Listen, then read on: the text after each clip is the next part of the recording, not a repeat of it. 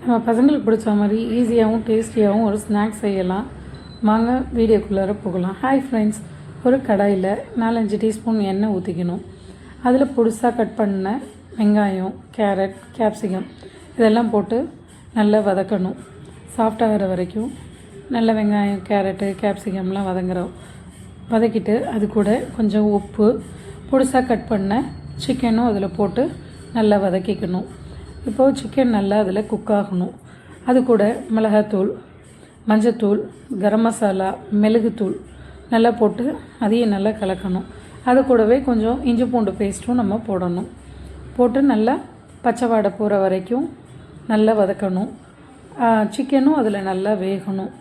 வெந்தோடனே அது கூட எல்லாமே வெந்து வந்ததுக்கப்புறம் கொஞ்சம் மல்லி இலை போட்டு ஆஃப் பண்ணி ஆற விட்டுறணும்.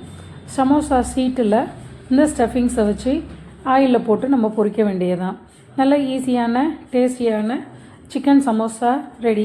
பசங்களுக்கெல்லாம் ரொம்ப பிடிக்கும். தேங்க்ஸ் ஃபார் வாட்சிங்.